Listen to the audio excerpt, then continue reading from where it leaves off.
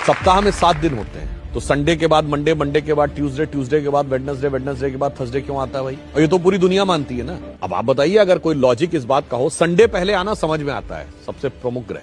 और जो हमसे कहते हैं कि आप लोग तो 7 ही ग्रह मानते हैं और 9 होते हैं, तो भाई तुम भी तो 7 दिन मानते हो, मगर सवाल हमसे पूछते हो। चलिए, अगर सूर्य सबसे बड़ा ग्रह है और साइज के हिसाब से होना चाहिए था, तो उसके बाद दूसरे नंबर का ग्रह बृहस्पति है साइज में, फिर तीसरे नंबर का शनि है, तो संडे के बाद थर्सडे आना चाहिए था, उसके बाद सैटरडे आना चाहिए था। यदि सूर्य से डिस्टेंस पे देखें तो नियरेस्ट वेडनेसडे है, तो संडे के बाद बुध है, तो संडे के बाद वेडनेसडे आना चाहिए था। परंतु ऐसा क्यों होता है? उसका कारण विशुद्ध भारतीय ज्ञान, जो भारत की वैदिक ज्योतिष है, जिसमें एक चीज होती है होरा।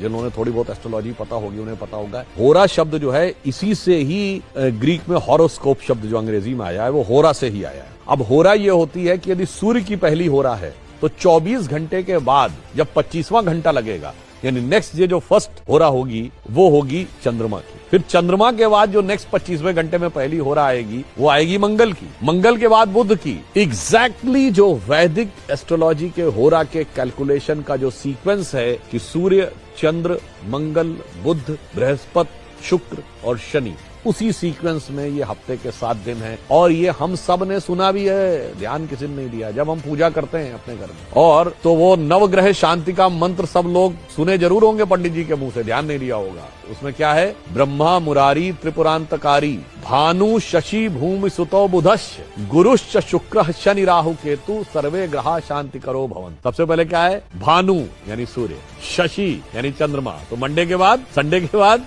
मंडे, भूमि सुतो मंगल, देन ट्यूसडे, बुधश्च, गुरुश्च शुक्र शनि।